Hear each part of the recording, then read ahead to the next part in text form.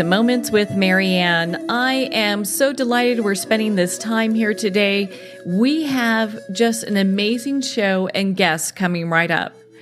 So our special guest today is a dear friend of mine, Lynn Van Praagh-Gratton, and she's here today to talk to us about her life as a psychic medium, her journey through love and healing, and her newly released book, The Hand Part 2. So Lynn utilizes her unique gifts to bring messages of hope, healing, and love to those who have suffered the loss of a loved one. So I'm honored to introduce my dear friend, Lynn Van Praagh-Gratton. So welcome to the show, Lynn. Thanks, Marianne. Thank you so very much for having me. I'm truly honored. Thank you. You know, we've been friends for quite some time, and as soon as I heard you had a book coming out, we had to have you on the show to talk about that. But, you know, before we even get into the book, I really want people to know what an amazing and just talented person you are. And so let's talk about, you know, you as a person and your life and all that. How did you decide or discover you have this level of talentedness, you know? Oh, well, thank you.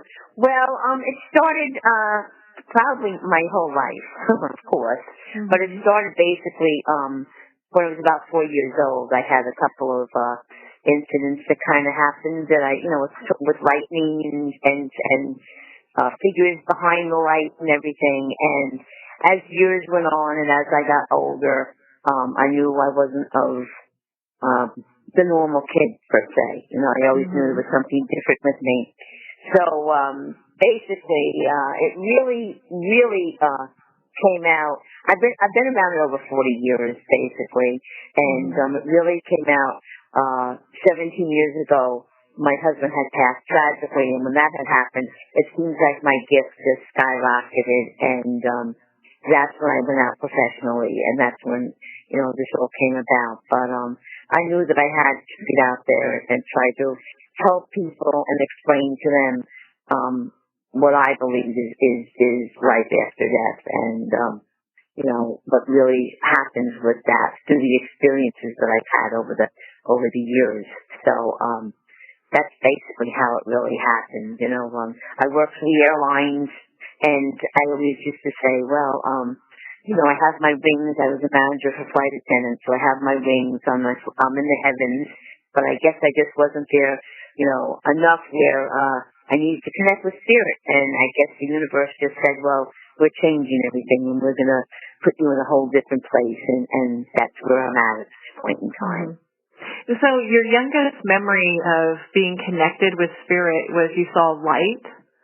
Yes. I was, believe it or not, and I remember it so vividly, I was at relative's house, and I remember my uncle was holding me, and we were looking. It was a severe thunder and lightning storm out, and we were over there for a gathering, and we looked out the window. We were looking out the window, and I saw this flash of light, like a bolt of lightning hit the ground in the backyard, and all of a sudden I thought I saw a figure in the lightning. But it was weird because when that happened, it's like I felt this sensation come over me as such a little kid, you know. But I didn't think nothing of it. I just thought that was just a reaction of thunder and lightning, you know. And it's I've had different situations in the course of my life with lightning, and it's really. It's really wild. Even in my house on Long Island, we were sitting one summer night, and all of a sudden a flash of lightning came in one window, hit my Rhode Island railing, and went out my other window. So it was like in an instant, So it's always been there. I guess I attract it, So so that's where it all started. That's where it all began. So I knew, there was something bigger and better to this picture than what I'm seeing as a child. And about how old were you when that first happened? The first happened, I was about four years old. I was about 4 to 4.5, I believe it was. And then, as the course of years happened, I had gone to a Catholic school. I was brought up Catholic, and I would always go at lunchtime, and I would always go over to the church. I was drawn to go over to the church, at all the years, of the 8 years that I went there. And I would always go, and I was alone. I was always by myself. And I would go over to the church, and I would pray, in front of the statues, and or talk to them, basically, up till my 8th grade, up till those years. And I would go back and tell the nuns that the statues talked back to me. Mm-hmm. And you're talking about the statues of, like, Mary and Jesus. Mother Mary, yes, Saint Therese, yes, mm-hmm. yes. And, when you go back to school after lunch, and you go back and tell the nuns where you were, and you were talking with of course, you sound crazy. So, I kind of like... Yeah, they're not prepared for that, No, they're certainly not in those days, for sure. So, I knew I was different. I just knew I was different, I knew it. And, mm-hmm.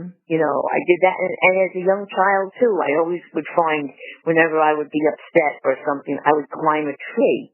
And I would sit up on the tree, and my mom would call me, and I'd be up in the tree, and she would always say to me, "What's with you and these trees? You're always up these trees, climbing." And I'm like, well, I said, I don't know, but I just like to be, up higher, and I like to be sitting in a tree. Well, of course, that's grounding.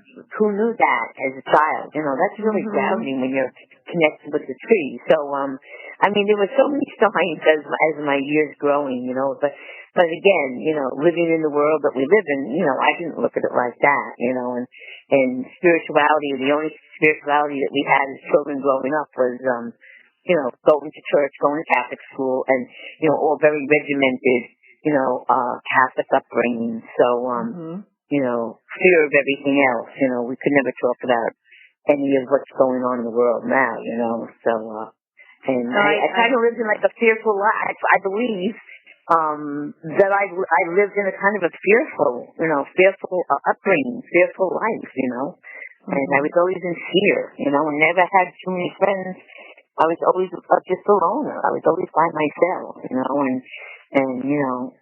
that's just how it was growing up. So, uh-huh. And did you kind of, as you got a little bit older, growing up, were you surrounded by spirits, or did that come later? I always felt there was something around me. I couldn't really explain what it was. Like, I would always felt my grandmother was there, or I felt my aunt was there, or my great aunt. I always, I would go to my cousins up in Rochester, New York, and we'd go. And again, everybody would go and play, and I would be in the bedroom, sitting there, kind of like feeling something around me, looking at pictures on the wall, and getting like weird kind of feelings, mm-hmm. and there was this rocking chair. It was a maroon velvet rocking chair, and as a child, I always felt that my great aunt would be sitting in the rocking chair and rocking, so I would have conversations with her, and then, I would go down and tell my cousin, tell her. But when I told my mom or told my aunt, they were like, no, that's just your imagination. There's nobody sitting in the rocking chair is rocking, of course. mm-hmm. but again, my mom had this gift, but I feel that she was very fearful of it again, being in a Catholic family, growing up. I was Catholic, and what happened was, I feel that she silenced her gift, because she was an alcoholic, so she silenced her gift, and when she would see spirit, I think that she thought that she was going crazy. So when I'm talking like that, now she really thinks we're both nuts. So but I understand all what happened now as I've gotten older with my childhood and what had happened with spirit. So I think get it. For both her and for you, it probably was pretty scary because, with a certain, if you have a regimented upbringing that mm-hmm. doesn't believe that these things are possible for you to see and hear and communicate with, then it kind of goes against a belief system that's in place. And then, she didn't really have anyone that was there to kind of help her along, right? Right, exactly. It just, she lived upstate New York, grew up there, and then came down to New York City. We lived in a town out, 20 minutes from Manhattan, and she just had herself and her one friend on the block. She didn't have a lot of friends either. She was another loner.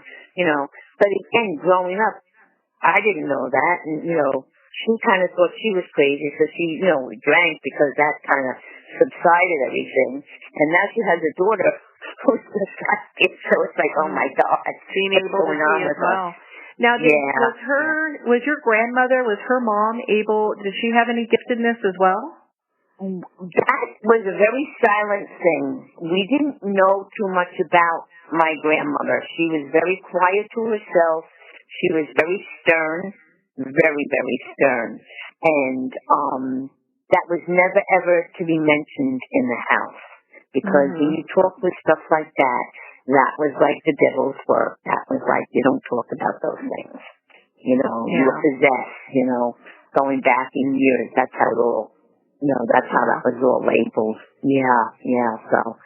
So we didn't really, So if she had any level of giftedness, we wouldn't have known that. Yeah, we wouldn't have known that. But her aunt, which would be my great aunt,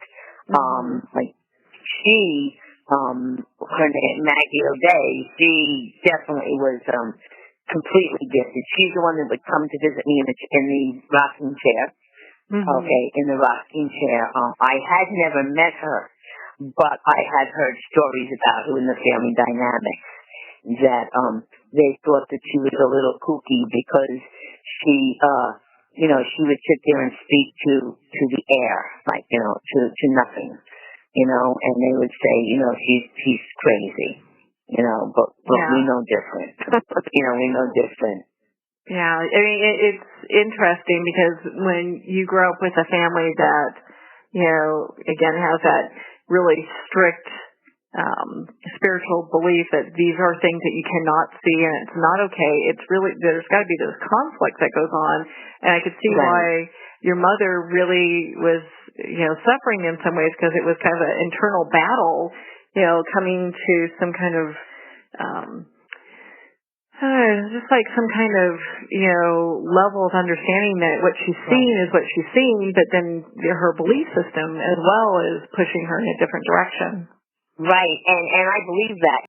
On my dad's side of the family, of course, it was, my heritage is English, Dutch, and Welsh, and, they're kind of very stern too. So, like I said, my grandmother was a teetotaler, but nothing with tea leaves and nothing with kind of, this kind of woo-woo kind of stuff, It was never, ever mentioned in my dad's side of the family.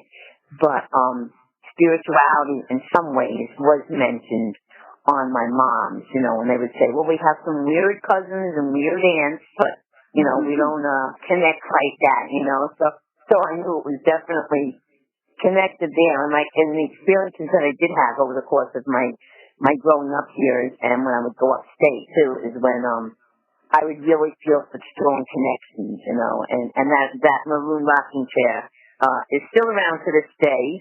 In fact, I was at my cousin's a couple of months ago, and she said, you want to go downstairs and see the rocking chair? And I said, absolutely not. I already have her right with me. I don't need to see the rocking chair, But, as a kid, did that scare you, or was that... As a kid, yes. I was a little fearful, because I didn't know anything about negative and positive energy. So I didn't know if this aunt was there to hurt. I didn't feel she was going to hurt me. I felt she was a pure love, but it just kind of gave me the willies. And it was funny because my aunt, my mom's sister, my Aunt Betty, was a nun, and I always remember seeing her in her habit, and she was very spiritual in her own way. She wound up leaving the convent, of course. Once my grandmother had passed, my aunt left the convent because I think she was very spiritually connected also. And she, she would always want to dress me up for Halloween and, always make me an angel, and she was pretty spiritually connected. So I think she kind of understood it also, between her and my mom. So, but she had this picture hanging on her wall, I remember, and it was it was probably a relative going way back in the 1800s, and I remember I'd look at that picture and I'd say, whoa, you know, how they look so stern and, you know, with the high-collared dresses and everything, and I was like, wow. But, you know, so that kind of would spook me, but otherwise I felt a level of comfortness and everything when I really sat by that rocking chair or sat on the rocking chair, you know, but that was a big play in my upbringing for sure. Well, and it's always, I find it always fascinating. Usually when you see like a family member that has a level of giftedness, it seems to be almost like a generational kind of thing. Yeah, I believe, you know, my belief is we all have it. And it's just, you know, God maybe gives a little more to certain people with spirituality, you know. Others have to develop it even more so. But I definitely believe it's a gift from God or the highest source or the highest power, whatever anybody, you know, does believe. But, you know, there were healers and spirit, you know, in God, Jesus' days. So, you know, I'm a total believer that, I was blessed with this, and I'm here to do what I have to do to help people. Yeah, that's what it comes about. Well, and I know that you have brothers and sisters too, right? You're the oldest, right? Yes, I'm the oldest of four. I have two brothers and a sister. Yeah, so I'm the oldest of four. Yes. And I know, like, and when we talk about the gift going down generationally, I know like, I think one or two of your sons has this gift. Yeah, it's really wild how it all connects. My oldest son, is a musician, and he, heals with music, you know, but he sees energy, you know, and, what his gift is really going in a different direction. His gift is with music. He's done some meditations with me and some events, and he would sit there and in front of the piano, and what would happen is he would connect with the energies that are in the audience, and then he would play his music on that vibration. And it's real, and that's how we would do a meditation. So it would be, you know, the audience's personal meditation, you know, and then he you know, emails a copy to them. But it's so beautiful how the music comes out, you know, and as I'm speaking and the music is just me. So he does see and feel, absolutely, and hear, as I do see, hear, feel, you know, clairvoyance, and my daughter now is starting, she works with me, so she's starting to, her spirituality is starting to unravel also. And then my granddaughter, my second granddaughter is highly, evolving. She's in the knowing. She's extremely smart. She wants to be a doctor, and of course that's a healer. But she already knows, she's a real old soul, and she really connects, you know, crystal tiles growing up, you know, she's really connecting very strongly. So she will be, we're very close. I have 7 grandchildren, but she is very close with me in the spiritual realm. So she's right there. Yeah, so it does go down the generations. Yeah. Well, and how lucky they are because they've got you to kind of help them through this process. When you were, you know, looking at your giftedness, and kind of just discovering that for yourself, did you get to a point where someone kind of helped you along? How did that go?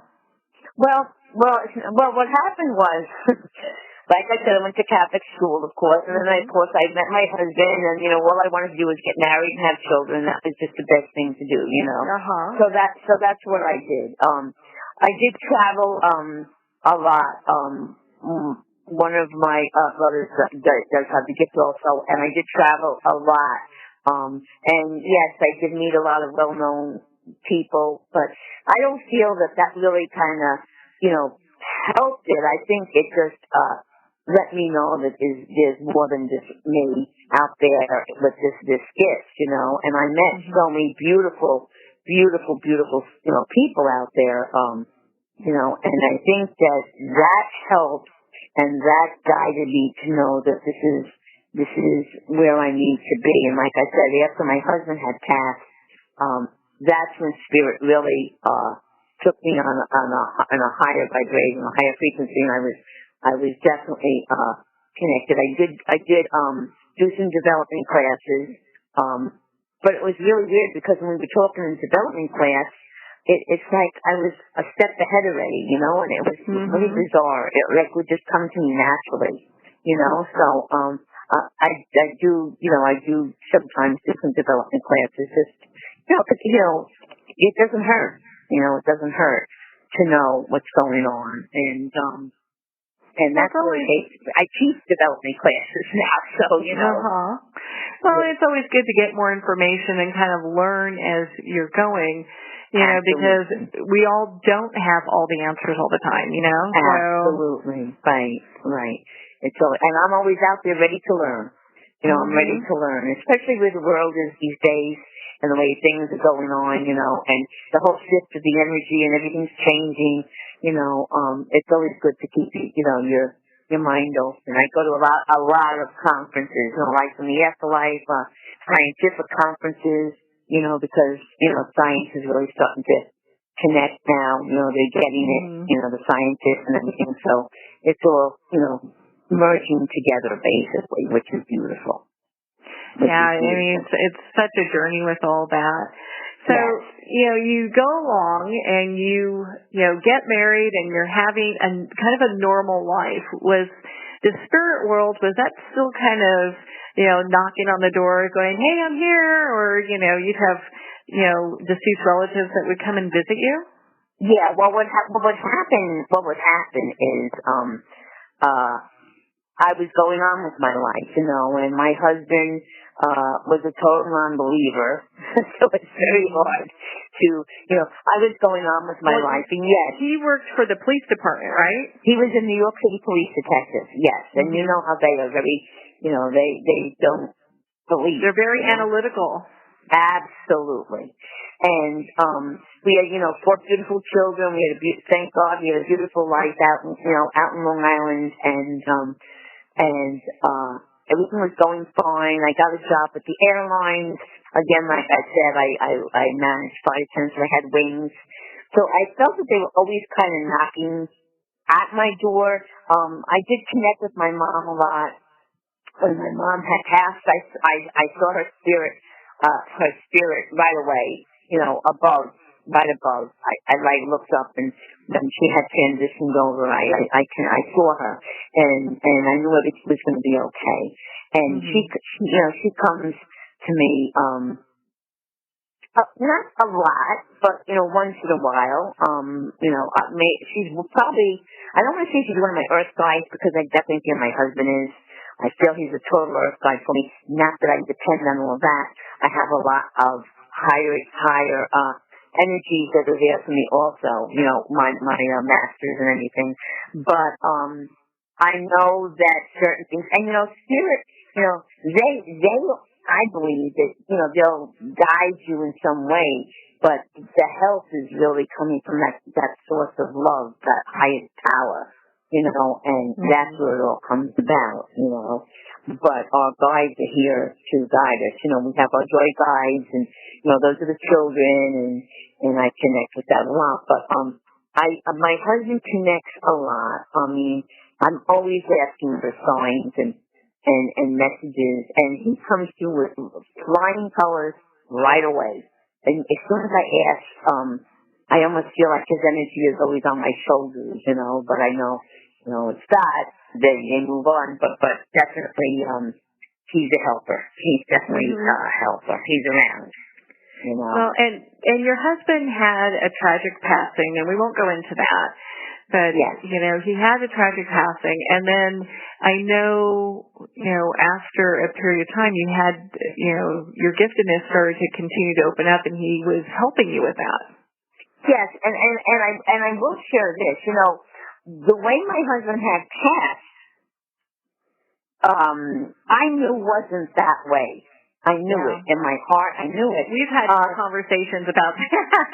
Absolutely. Well, 6 mediums later, up until the day, a week ago, It's validation, coming with name situations. So he wanted to clear his name, and I'm so happy he did. So that's pass on that. But during that all, he's really been helping, and giving you signs. I mean, as a non-believer, the police officer or detective, signs clear as can be. My daughter had gotten a car a couple of months after he passed, and she had to get a new license plate.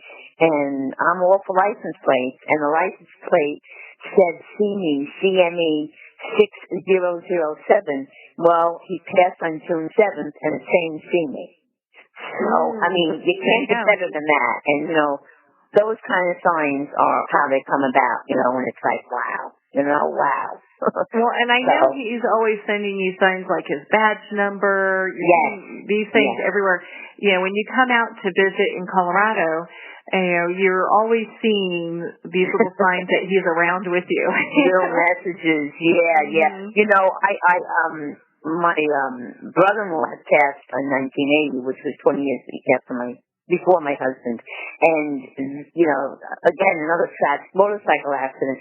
And we were always really on motorcycles. And what happened was, I have a friend, and he has a motorcycle. And he had told me, this is going back maybe about 8 years ago, sit on a motorcycle. I said, no, I don't like motorcycles. He said, no, just sit on it. Well, I sat on it, and I turned around, and of course, I looked at the license plate right away. And I said, oh, my God, your license plate has my husband's seal number. I couldn't believe the 4 numbers, on that motorcycle. So, there's no coincidences with the people that come in and out of your life. It's all how it's supposed to be. I totally believe that. When you were getting these messages from your deceased husband, were you feeling that was giving you a lot of comfort and kind of helping you along in your journey to be able to help other people understand that, this is not it, that there's life after this? Yes, and I'm glad you touched on that, because I was thinking of that this morning. When you have a person that just believes, wow, they pass, they go in the ground, they go in the wall, that's it, their asses are here, boom, that's it, and then that's how it is, and then the grieving goes on. When you have somebody who's enlightened and open and realizes that there is more to it than just that, I believe that you handle it differently. Grieving is grieving, so it doesn't matter. I'm human, you're human, we all grieve no matter what, okay?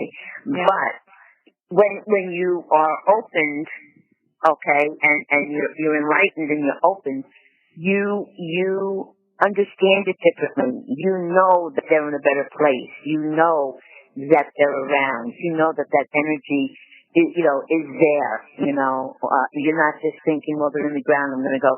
I don't even really go to the cemetery that often because I know he's not really there. His body is, but his spirit is with me and with all, and with my children, and, so I think you handle it better. I think you understand it better, it's never better to handle, death, but it's really not dying. It's really living. There's a quote in my book that says that, about it. Like, the day which we fear as our last is but the birthday of eternity. So we might feel that we pass, but yet it's the birthday of eternity. Well, and we were talking just the other day, and you said something that really kind of cracked me up but it's so true because Earth is really where we have the education. And you're saying, you're connecting with the dead, but it's the living that kills you. I don't even say the living. I mean, they're great. It's so cool to connect with them, but it's dead. But the living really knocks you and kills you. And I feel that. I'm more in the ethers than I am on the earth, believe me, because it's a better place, But, well, and it gives kind of a perspective.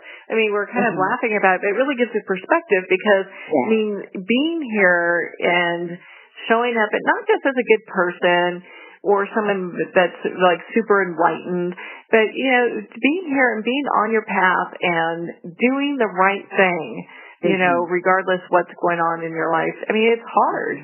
And it could be, you know, how you communicate with people. It could be, you know, opening the door for somebody, showing a little bit of kindness.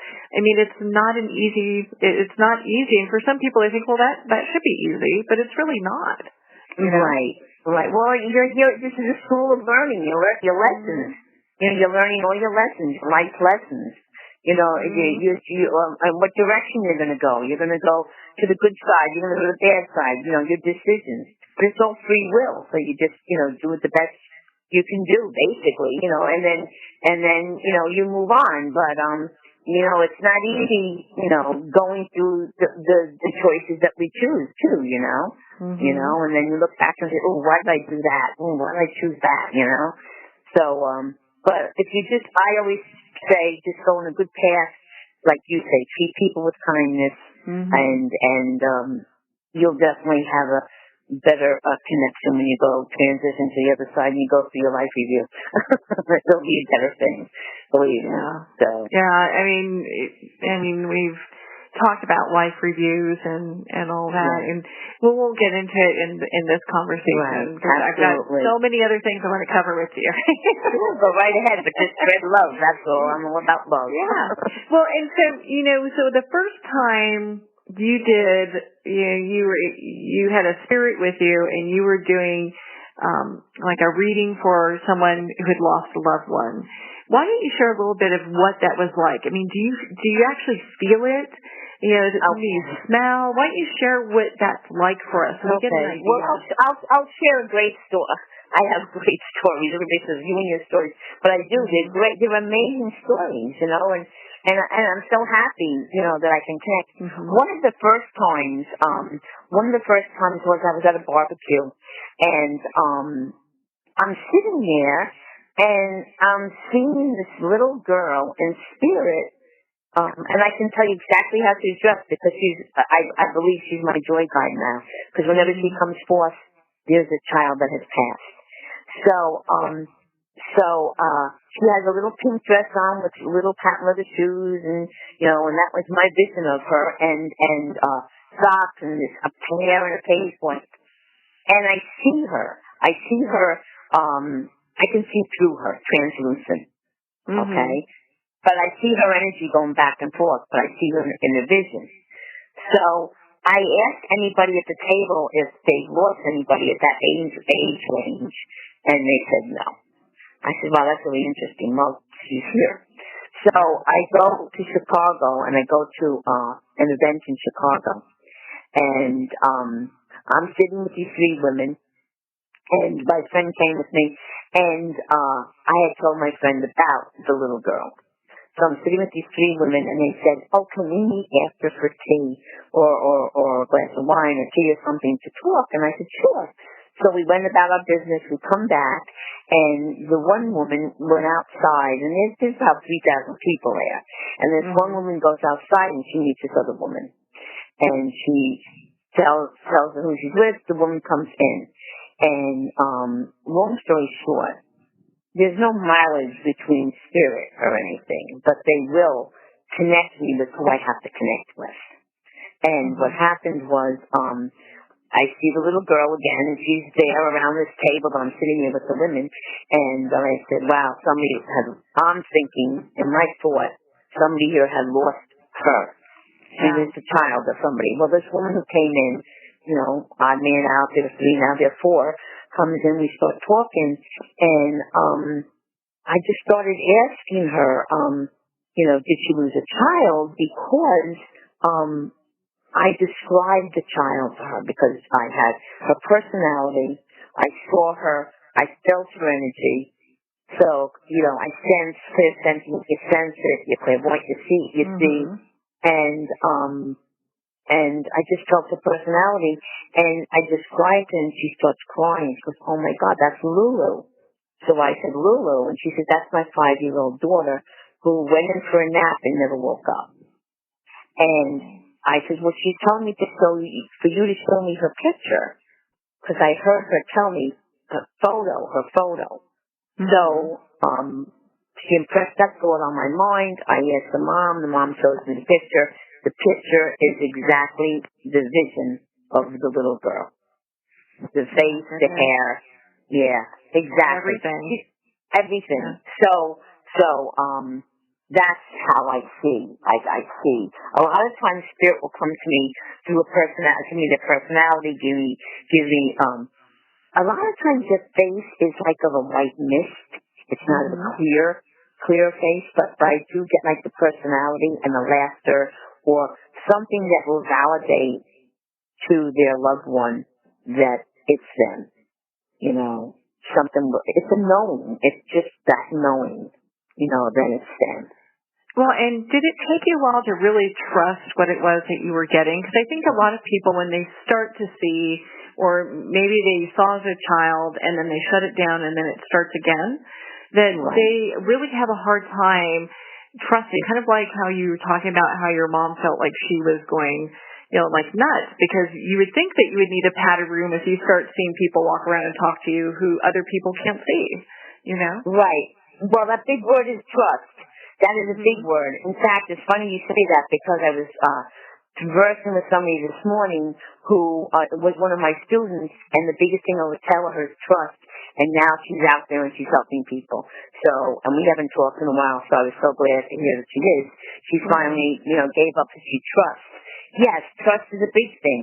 A lot of times you might think, I'm going a little crazy. Maybe I'm thinking it's that. Maybe I'm thinking it's this. Trust. 9/11 trust. I saw 9/11 before it happened in a different way, and I told some people, and they of course thought, she's losing it, and then 2 weeks later, it happened. I didn't see 9/11 as 9/11. I saw it as fear for the United States, because I felt that there were missiles pointing towards the United States. That's what I felt. And then 2 weeks later it happened. So, and it was from a country over. I was landing in Istanbul when I got it. Not that they were the ones, but that's where I was landing when I got that feeling. So that knowing, and even the day before I was flying down to Dallas because I worked for the airlines and going to a meeting, and I turned around and I said to my girlfriend, wow, I fear for the United States, and now I fear for the Statue of Liberty. And she looked at me like, what? Because we were flying right over it the day before, and sure enough, it happened. And just to share, a couple of weeks ago, they had that bombing in London in the subways, and the same girl I was with, we were going into Manhattan for a meeting, and we were in the subways, and I said, these subways, man, there's something about these subways, and I just feel that that's where something's going to come down. Sure enough, I get home, and I hear about the London subways. So when I speak, it's like the button, you better listen, because they give me a lot of great messages, Well, and it's really interesting because, when these things happen, it's like, who do you go to tell about this? There's really nobody. Who can I go to? Say, yeah, whatever. Well, and the thing is like, you would almost, they wouldn't believe you, and if they did, then you would have to really focus on getting more information too, because it seems like a lot of this still is in play, Exactly. It's like going to the nuns and saying, and they go, no. Although this day and age, just now, I do believe they would believe whoever comes to them. On that note, we're going to pause here for a quick break. You've been listening to Lynn Van Praagh-Gratton on Moments with Marianne. We'll be right back after these messages.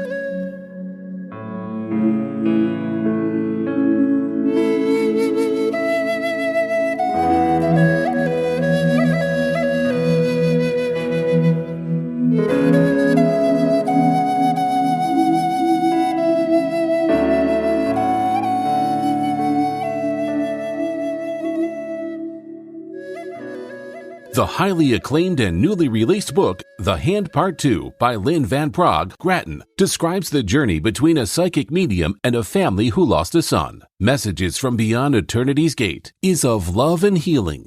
For more information, visit www.lynnvanpraagh-gratton.com. That's www.lynnvanpraagh-gratton.com. Internationally recognized and award-winning author Judy Goodman works and teaches outside the box of limited thinking. Working with people from every walk of life, her goal is to empower you to be the best you can be, no matter what the challenge is. Born with the gift of seeing beyond our normal vision, she has an extraordinary gift of working with every challenge. Teaching beyond conventional wisdom, her work is described as life-changing. Visit judygoodman.com. That's judygoodman.com.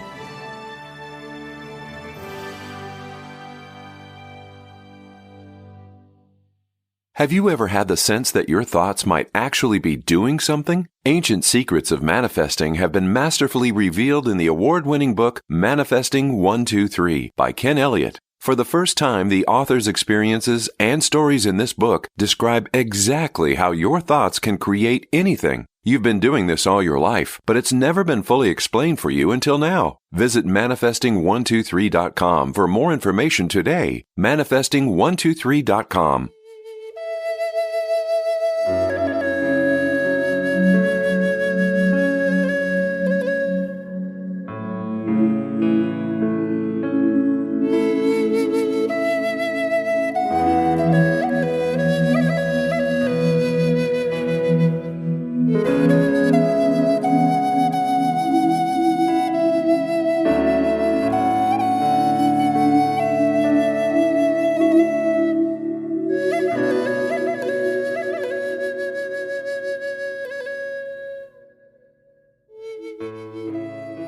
Welcome back to Moments with Marianne. So today we're here with my dear friend, Lynn Van Praagh-Gratton, who's a psychic medium. And she's here today to share with us not only her life growing up as a psychic medium, the journey that she's taken through love and healing, and also her fabulous teas, which we'll talk about later during the show, but also her newly released book that just came out yesterday. So Lynn, a lot of things have changed in how people view psychic mediums. It's, much different in the 70s, where a lot of that information was kind of frowned on when you would tell people, hey, I could see spirit, or you can communicate with spirit. Nah, that wasn't happening. No, normal people didn't think like that. Now we kind of flash forward, because I know you personally, and I know all the great work that you do, and gosh, every time you're out here in Colorado, and we've worked together and heard about the events that you've done, and the different things you do out in the New York area, and really all across the U.S. You've been all over the place, having workshops. I'm blessed. Yeah. Well, we're blessed to have you. And so when someone is, when we look at all of this and we're looking to, if someone wants to be involved in one of your group sessions that you do or one of your events, why don't you explain a little bit of what that's like so people can get an understanding of, because I think there's a lot of misunderstanding when it comes to, or just, erroneous thinking when it comes to people who are psychic mediums. They think, they're looking everyone up ahead of time on Google, and who has time to do that, Right. And basically, you have spirits that's really kind of, they're all standing in line. But why don't you share a little bit, what it's like for you when these events happen? Okay, so first of all, yes, I get that a lot. I get when I do a lot of, I call it spiritual house gatherings. Mm-hmm. And I get that. I don't get that a lot anymore, but I used to get where, when I would come and give them such information, they'd say, did you Google me? So I said, well, who are you? I don't know who you are. How could I Google you if I don't even know who you are, So that's the first question. They would say, did you Google me? No, I really didn't, I would ask, should I? yeah, maybe I should, But what happens, a typical day of how I go about that is, of course, meditation in the morning or meditation before the event, we'll say, like a big event you're talking about, or you're talking about, I just came back from Chicago, and there's about, I don't even know how many people there were. There were a lot of people. So I don't know. But a big event, how it works for me is when I meditate, say my prayer, and ask for any message to come through for those who I am touching for their highest good. That's how I start my whole I have my whole little situation there. So I ask for the highest good. So when I do a house gathering of like 10 to 12 people, every person gets a yin. They're touched, okay? I ask Spirit to connect with them. Those, a lot of people think that, oh, well, that one didn't connect with me, so now. I said, no. I said, those who come forth to you are either ones that need to get a message forth. I said, you're here. There's no coincidences.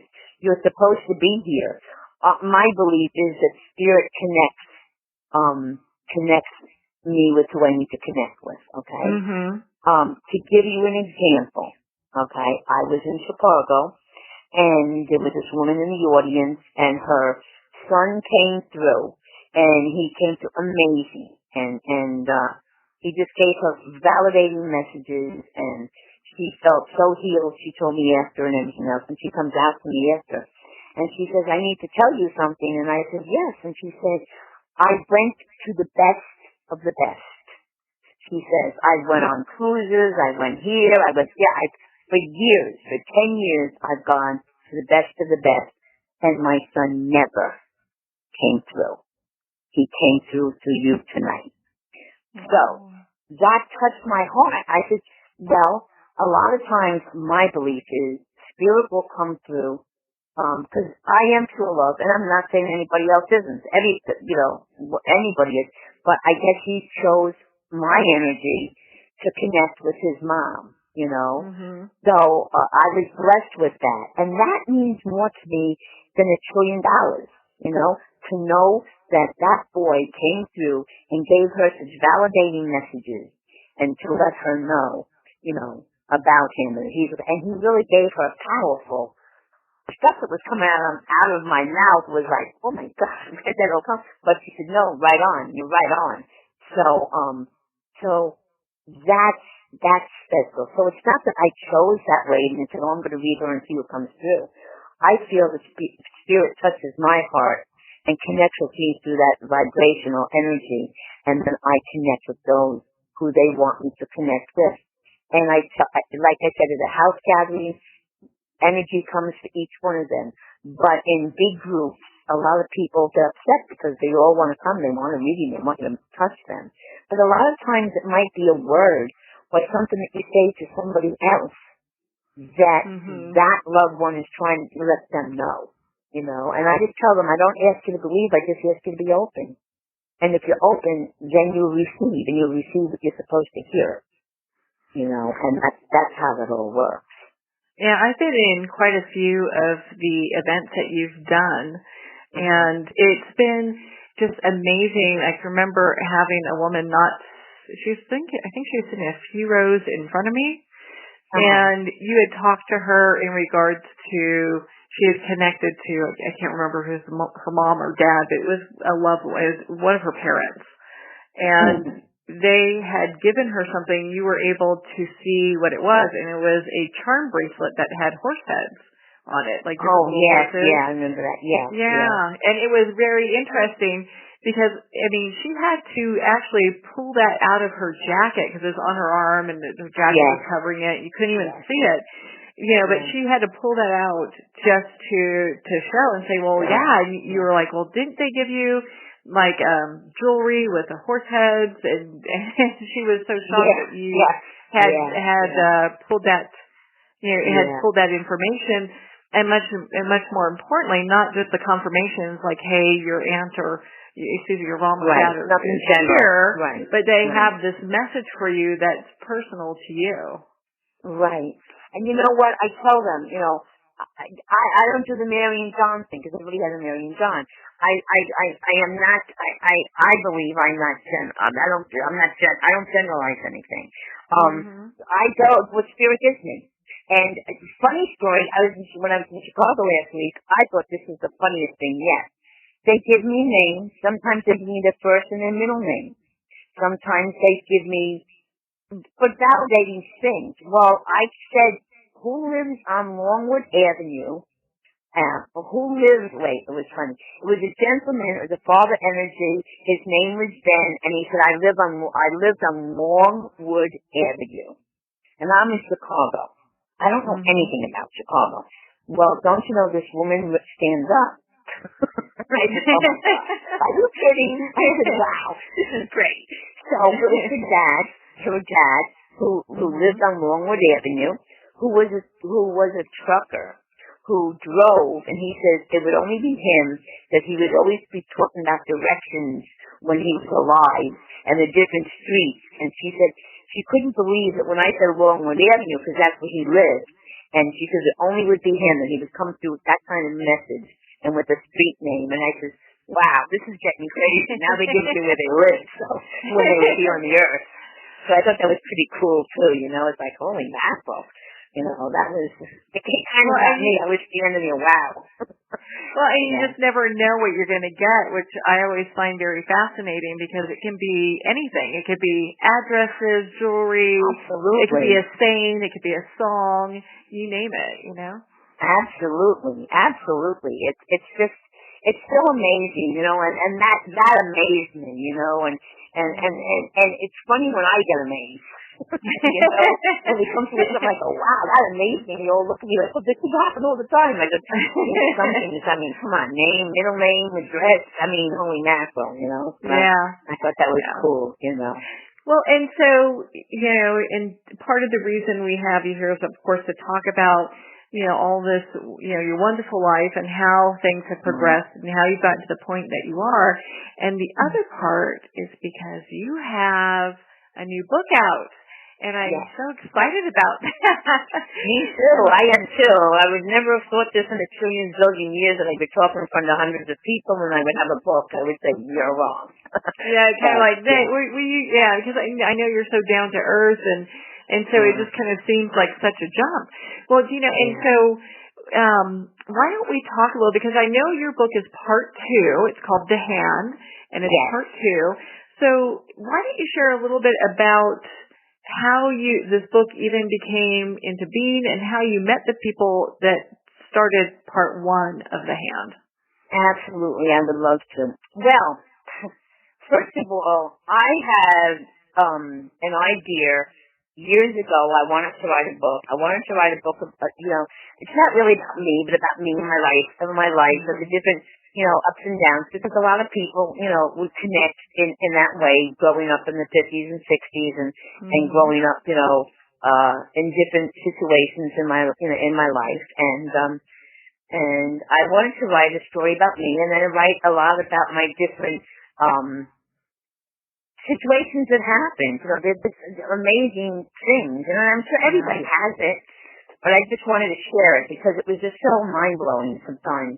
And the universe is so beautiful because they are putting people into my life and putting things into my life that if you trust, there's that word again, trust, and you know, if you trust and you believe, then know that you can manifest it and it's there.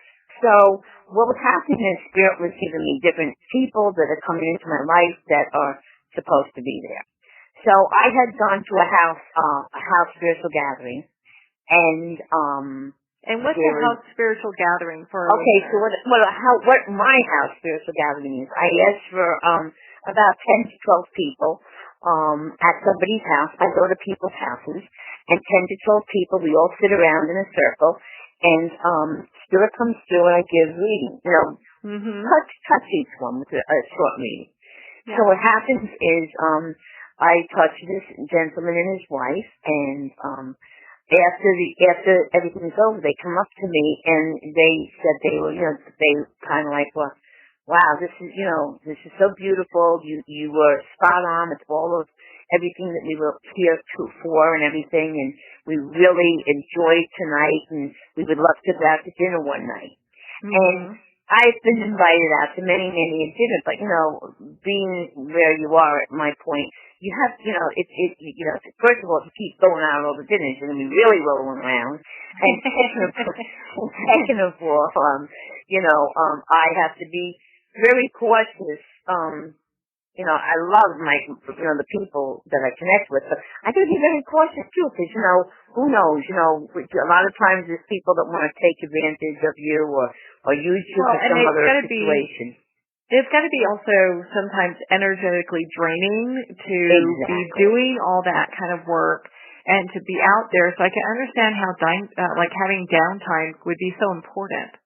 Yes, and that's why I'm very particular who I go out to dinner with or who I spend some time with, because you're right, they will drain. Some people will just, I call it, it's like a psychic vampire. They drain the heck out of you, and you can't even, forget about it. So, I'm very they don't really intend to either. They just don't Absolutely not. But I'm so sensitive that I'll just pick it up and I'll start going on with it, Mm-hmm. So what happened was we wound up going to dinner, and we chatted and talked and everything. It was beautiful night, beautiful couple, beautiful. They're so in love, and they've been married 40-something years, and it's like they just got married. And he's a retired lawyer from New York, New Jersey, and very, very smart. One of my frames of reference when I saw him there, I saw Einstein off him. So when I see that, it's usually scientists or somebody who's very, very, very intelligent. Very, very. So what happened was we had a beautiful dinner, and he said since he's met me, he's written a book. And I said, oh, that's beautiful. He said, I've really written 10 books in 7 years. I said, wow, that's awesome. So he says he felt that it was like channeled to him. I said, that's so beautiful. And then it was so weird. I said, wow, I'm almost feeling, he says the book he wrote, I inspired him. So I said, wow. He said, you know what? I said, you know what? I feel like I have to spin off your book. So he looked at me. Now, my book that I was writing, that I intended on writing, was of my life and everything else, like I had said before. Well, the universe had something different planned. So we completely went from my book that's almost finished, which will come out eventually, that book, but we went to where it's going to spin off. Well, lo and behold, I started writing and writing. I read the transcript of his book and everything. I started writing and connecting and got it and this and that. And so my book picks up, his book ends in chapter 49. My book starts at chapter 50. My book continues from his book. And it's a fiction, nonfiction, because my book has a little touch of my life story. My husband's alive, the children, we're back in the 60s. Time has changed, and it's like if you're in it reminds me of the This Is Us story, because we have some stuff that we have now that's back in the book and from then, so it's like back and forth. Yeah, what's the premise of the first book? The premise of the first book is there's this young man who was born with part of his pinky digit finger missing. Okay, and he was a very smart boy, and he went he went to different places, past life. He felt past life. So we went. Well, we don't want to give the whole book away, so All right, but it does reflect the past life. It does reflect why it's called the hand is because part of his pinky is missing. That's all I'm going to tell you on that. Okay. Then it comes into my book, and it shares a lot about your story and just kind of who it is that you are, and I think that's just absolutely fascinating because it's so much of your journey, that goes along as well. So, gosh, you've got to be excited because your book just came out yesterday, so yay. It's a book of healing, and, it's healing. It's definitely a book that people will get a healing understanding from, so it's not just, all about me. It's a dynamic book, and it just came out yesterday, and I'm very excited. Oh, you got to be very excited, and I hear it is just flying off the flying off the shelf. Wow, that's beautiful. No, but I just feel that it's a different kind of book, and I'll tell you, don't be surprised if you have part hand, the hand part 3. So the same, Coming up, you never know, because, it's an inspirational book, and, I really, it's funny, when I started to read my own transcript, once I got it on the paper, I was like, wow, I didn't want to put it down. That's kind of funny for your own book, but it was pretty interesting, so yes. Well, and so you've got the book, and so what are I know we kind of hinted a little bit that there might be a part 3, and I think that's exciting as well. And you've got your other book that you've been working on for some time, and I know when we look at having our own journey that we're sharing with people, we want to be really, take our time with it and really involve everything that we want to include in that, Right. So where do you see yourself going from here? From here, okay. Well, first of all, I'm very happy with the book, and I didn't write the book or writing the other book or any book. I didn't write it just, I want to be an author and I want to write a book. It just came how the universe planned it, okay? So yes, will I do another book? I'm sure I will. If that's, I live by whatever spirit guides me. Here, wherever they guide me, if a TV show comes down the road or a movie or something like that, I'm there. I'm not a person who I gotta have a TV show, I gotta have a movie, I gotta have this. No, I live how spirit wants me to, and if that's meant to be, then that will happen. It's all been happening the way they're directing it. I'm not directing the show here. I'm not in charge. I'm not in control. I know you say that all the time at I'm not, and they put producers in my life. They put people in my past, that are coming to me. I'm not looking for it, So, so we'll see what it becomes. Yeah, who knows, Who knows? I have a lot of great ideas, but and again, I always say people, they say, it's really not about the money, it's about the message. It's really about getting that message out and getting that love out and that healing and just letting people know that, they're going to be okay, and everybody grieves in their own way. No matter what, everybody grieves, and nobody can tell anybody how long to grieve. We all grieve in our own way and to the length that it has to be. I've been at events where I've seen people come in, and events of yours where people come in and they're so, you could tell they're just wrought with grief. It's just, it's like a cloak, a heavy cloak that they're wearing. And getting those messages really, from their loved ones that have passed, it just shifts the energy completely, where I think, from what I've seen, they walk around like the cloak is on and they have hope. Yes, and a lot of people said to me, they would come in dreary and everything, and they say to me, "Oh my God, you're such a life changer. You're a life changer." And I look at them, and I used to have a hard time with that. It's not me. It's really, I'm just, the messenger. But really that's a beautiful thing to hear. Yeah, and that's so beautiful to hear that here they came in so downtrodden, and then they walk out, and like you said, they have hope.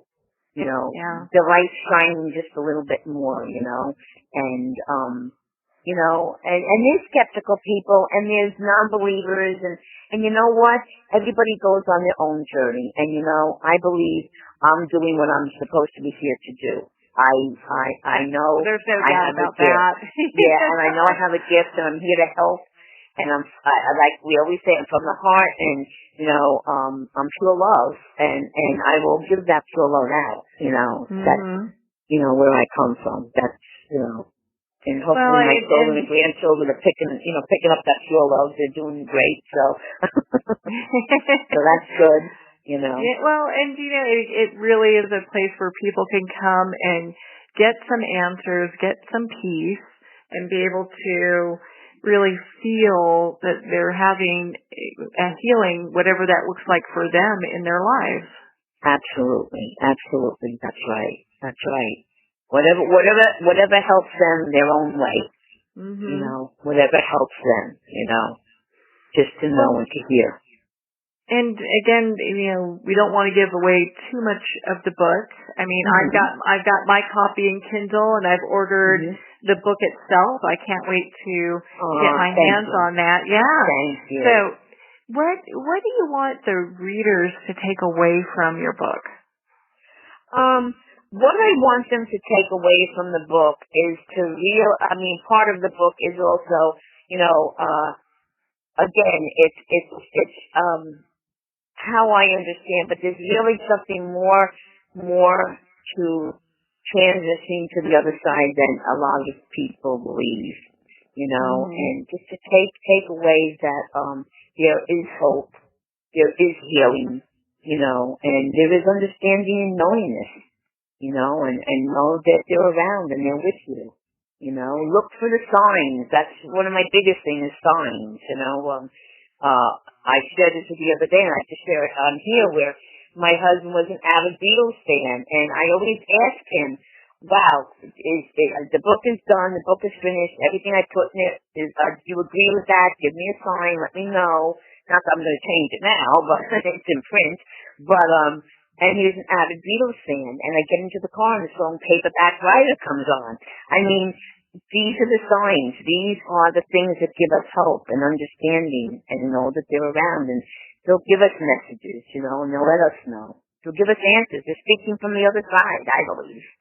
So, I've seen you relay information that there's no way. I mean, I've heard people say there's no way she could have known this. This is a private conversation between me and my mom or a friend of mine, or this is a pet name someone used to call me, and there's no way that you would have known this information.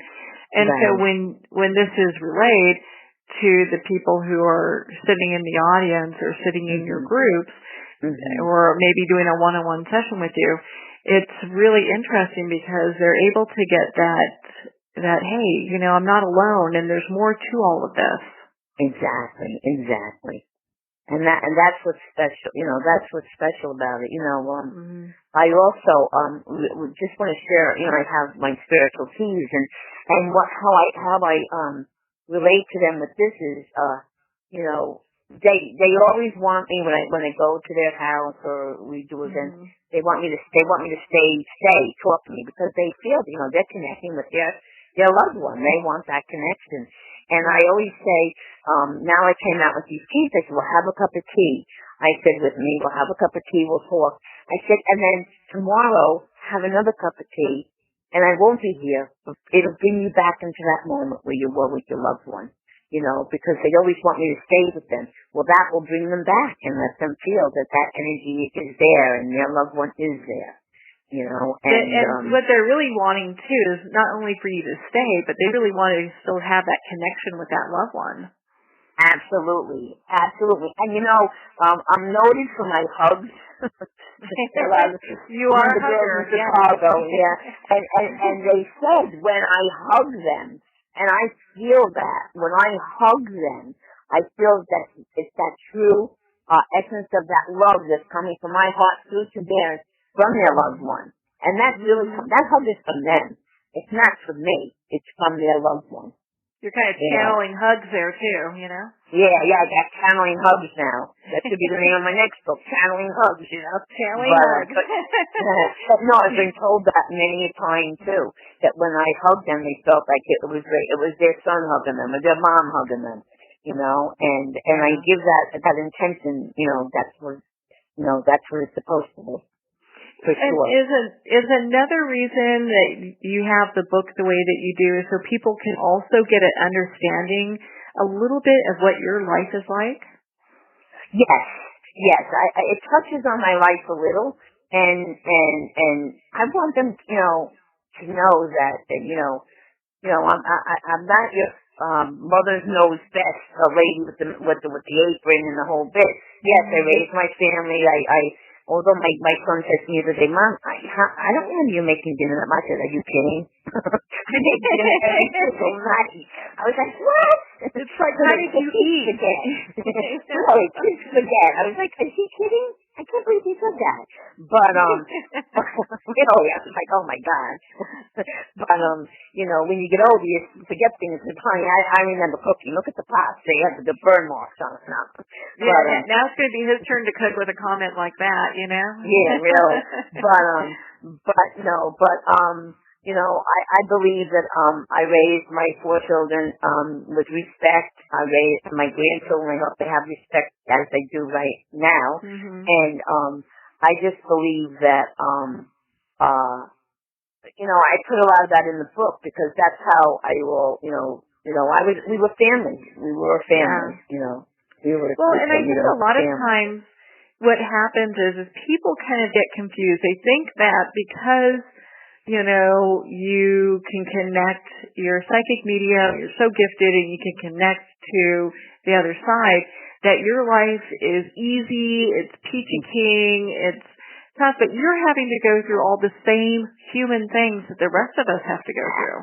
Absolutely. I'm not any different. I'm not a big celebrity that's all this and that. I have the aches and the pains and the hurt and the sorrows just as anybody else does, the financial woes, different things. We all have it. Because that's all how we learn, we grow, we get strength from the horrible things that happen to us and everything. So, but again, it gives us strength.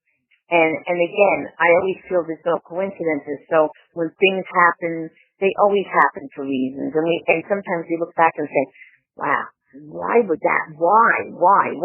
Well, we chose that. We contracted that. That's what we needed. We need to grow. And that's how it all happens, I'm not different than anybody else, and none of us, we're all on the same level. There's not one medium that's better than the next, or one scientist is better than the next, or one doctor. We're all equal. We are all equal, and we're all, and you may have somebody that might have maybe a greater sensitivity or greater giftedness in one area. But we're all gifted in different areas. Absolutely. We're all special. Special. It's not just one of us or any. We're all special. Absolutely. There's no doubt. No doubt. Let's say that someone is kind of feeling energy and has been kind of going, gosh, I can kind of feel a little bit of energy here. I feel like I'm developing energy, or I'm seeing things, or I'm able to communicate. What is some advice you want to give them? Because I know that you've also got some workshops that you're going to be doing coming up. Yes. And so what's some advice you can give them? And why don't you talk a little bit about some of your upcoming workshops? Okay. Well, first of all, advice, my main word is trust. That's what I give. I mean, I had a young lady yesterday and I was explaining to her, first of all, it's almost like when you're ready to start your spiritual journey, you'll know. You'll know when you're ready. And you could be 10 years old, you could be 20, you could be 70, That's what Brett, the gentleman who's worked with the book with me, he said, I have my wife, my love of my life. I have my business, I'm financially set. He says, I have all that. He said, I have all that. He said, but he said, now, you inspired me and now it's my spirituality that I want. And then he's an older man. So, it's really interesting because, as people are growing and developing with their own gifts, and we kind of look like people are like, well, I don't want to be woo-woo, I'm an attorney, I'm a lawyer, I'm a doctor, I have a professional job. I don't want to be woo-woo, but it's okay if I trust my intuition or my gut, which is kind of the same thing, Right. Well, it is, and I always say trust your gut, and you were talking about the workshops. Yes, well, like psychic development, 1, 2, 3, we're all intuitive. It's how you develop it. It's how you develop it. You can develop it. When the phone rings, oh, that's Joe on the phone. Oh, it is, So there's definitely exercises to learn. We're going to be doing some workshops with psychic development, probably like a 1, 2, 3. Mediumship too. know what the sense is, what it means when you feel that coolness around you, or you feel that sensation, or you feel your hair is going up on end or something, or you think you see something. So all those are all the kind of workshops that I will be teaching to try to have people have a better understanding and a better knowing of what's going on in the surroundings around them. Yeah. So that will be coming up soon. That will be coming up soon. Yeah, because I know that you've been out to many events where they have you come out and talk, and so I always want to kind of keep touch on when you're going to have your next event and all that. And I'm glad that you brought up the teas. I actually I ordered your teas and I love them. And you're right, because what's really good is you're able to really sit in the moment. And whether you're spending time, or maybe it's someone's read your book and they kind of want to bring themselves back to a part that really meant something to them. They can, sip the tea and just kind of get into that it's kind of almost like a Zen kind of state that allows you to just kind of get back. Because they always talk about how sense of smell or taste or sound will bring you back to a specific point in time. Like if you hear a song, you remember, dancing with a loved one, or, certain smells will do the same thing. And so it's nice to be able to have that, to connect kind of back to that moment and with loved ones. Right. Well, they're all natural. They all have lavender. I mean, I had somebody write me yesterday, will help me sleep. It'll put you in a relaxed state. Somebody also wrote me and asked me, will I become a medium if I drink it? I was like, no, it's not a magic potion. Oh, I was just going to start ordering those by the gallon and start drinking them. Yeah, really. But no, they're all natural. They're just amazing. They're just amazing, and everything was channeled. The names, the paragraphs in the back, the flavors. But I wanted lavender in each one of them because I felt that will put you in, like you said, like a relaxed state. And, and I do remember you had talked with me before the tea even came out. I was so happy to get the inside scoop on this. Is that you sat and you meditated, and the names came to you from spirit. Yes, they did. They all came from spirit. So that's why I'm excited. They were, it was just a beautiful thought that somebody came up with, and we put our heads together, and I'm all about, giving them, these people in the world, just, relax and take it easy and take time for yourself and love yourself and take you in moments of peace and tranquility, and hopefully that will help also. So, I'm here to help, Well, of course you are. My goodness, and this is why that's why I love spending time with you. This is why a lot of people seek your help when it comes to connecting with loved ones that have passed. So I know that your book is available on Amazon and also as a Kindle, and they can get it at the website. So the book, The Hand, Part 1, and it's on Barnes & Noble also. Barnes & Noble, and it will be on Monday. It will be on. We have a Facebook page just called The Hand, and you'll be able to purchase it on that page also. And we're going to kind of keep, that page going and asking everybody to join that Facebook page too. Oh yeah, I got the invitation yesterday to join. I joined, and so I can stay on top of everything that happens with. Thank you so much. And Lynn, so where can people connect with you also to be part of your community? Let's say someone wants to schedule, like a reading with you or an appointment with you, or maybe a group session if they're in your neck of the woods. If not, I know people have flown you out to do work with them. So where can they connect with you? Okay. Well, first of all, I've been all over Vermont and Chicago and Florida and all that. We're going to be doing book signings, which we'll probably start setting up some book signings in all different states all over the country. So, how they can find all that information out is on my website, first of all, and on my Facebook pages, because we will be posting everything on all of that. And my website basically will have everything up to date on where we will be. And they will probably get emails also when we're at a certain place to do book signings. And my website, it's a long one, but it's Lynn Van Praagh-Gratton.com. And then my Facebook page is the same also. So, and we're going to have that information where people can connect to and learn more about not just you, but the book and just kind of get involved in, if they need someone to reach out to connect with spirit, or they're just looking to kind of further that spiritual path. Right, or guidance. And the book does come in a set, part 1 and part 2. Mm-hmm. So, you can purchase them separately, but I think that's kind of, that's why we kind of put it in a set, because this way it'll feed you right into the other book. So, and from one book into my book, so. Yeah.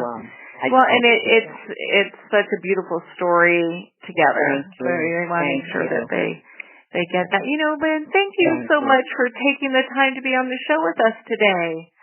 Thank you, Marianne, for having me. And like I said, I'm honored, and I'm glad we're great friends. I'm glad that we can get that word out there, It's important. I'm so delighted to not only talk with you and talk with you about your journey and your life, but of course share your great book. And everyone needs to pick up their own copy of The Hand, Part 1 and 2.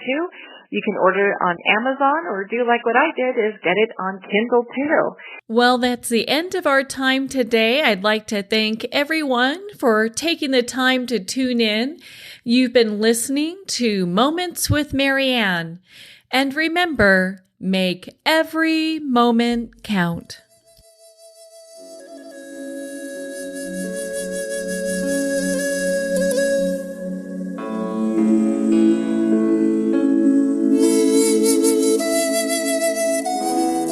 In a single moment, your life can change. Moments with Marianne is a transformative hour that covers an endless array of topics with the best of the best. Her guests are leaders in their fields, ranging from inspirational authors, top industry leaders, and business and spiritual entrepreneurs. Each guest is gifted and a true visionary, a recognized leader in her own work, and while teaching others to develop, refocus, and grow, Marianne will bring the best guest and sometimes a special surprise. Don't miss this. You never know just which moment will change your life forever. Moments with Marianne airs every Thursday, Friday, and Sunday at 8 p.m. Eastern, 6 p.m.